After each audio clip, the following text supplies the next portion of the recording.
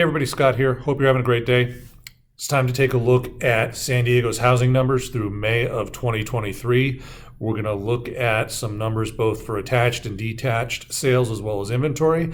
And I'm going to show you why I think in June we're actually going to see a year-over-year price increase for the first time in about 12 months. So without any further ado, let's look at some charts.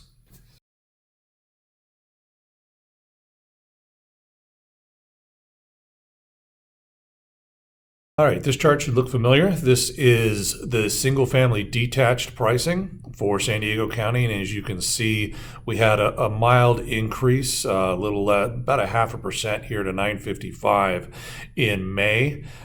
Still brings us 2.5% below where we were a year ago. And we're actually 4.5% below the peak right here. Now, if we look at the attached pricing, you're going to see something similar, except we saw a little bit of a decrease. So the attached came up, leveled off a month early, and then started to fall.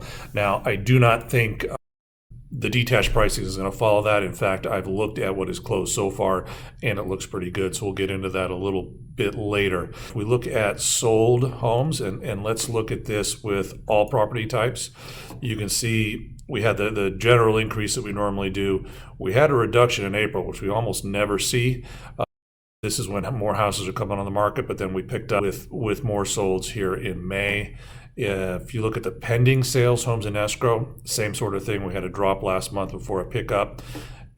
New listings are also showing not a real solid trend. They're going up, but they're bouncing around a lot.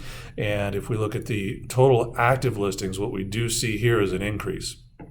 So we've got an increase here from 33,000 at the end of April to 3,400, almost 3,400 in May. So that's an increase. Am I concerned about it? Not really. Let's see what this means in terms of months of inventory. So as you can see, we're increasing. We bottomed at 1.2 months, looking at all property types, and we're now up to 1.6 here in May. Now you're saying that chart looks a little bit scary. We're getting up near the high there that we had in early 2020. Yes, but let's give this a little bit of perspective. So we're going to go out to the maximum, and you can see here that, yeah, we've had this increase, but historically we're still at all-time lows inventory-wise. So we don't see price reductions, typically price drops, until we get into the 5 or 6 months of inventory. Now, obviously, last year was an anomaly because of the interest rate spike. We never got the increase in inventory, but the affordability went through the roof because of the interest rate hike. So, but in general, are we likely to see a prolonged slump? Not at these inventory levels. In fact, what I want to show you, which I think you'll really like, is let's go back and look at this detached. And if we look here, we peaked in April of last year. Now, the thing to note is, even though we bottomed out in January and we've been increasing every month since then, the numbers are still being reported as a drop in prices. And the reason is real estate pricing is measured year over year. So if we look at a year ago, if we go back, April was our peak. May, we came down a little bit. We were at 980, which is why at 955 we're still showing a 2.5% decrease. However, look at next month.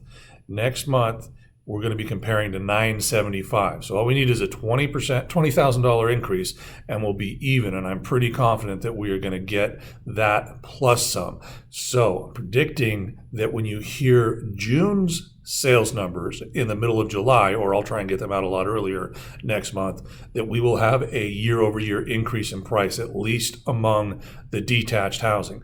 Now, it's also possible that we may get very close to or exceed the peak. We may recover the entire drop we had, not just be up year over year. And that's kind of exciting.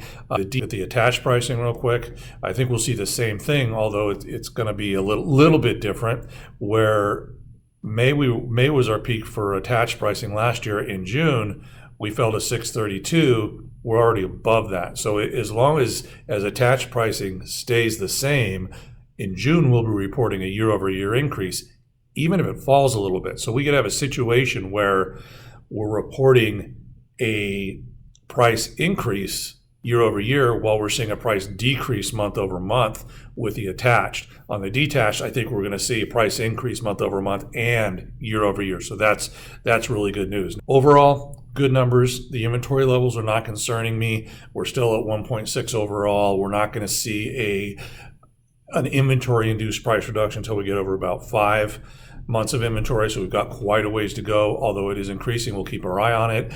Once again, thanks for watching. I really appreciate it. If you want to see these monthly, hit the subscribe button. And if you have any questions, go ahead and hit me up in the comments below and I'll do my best to answer them. Thanks a lot and have a great day.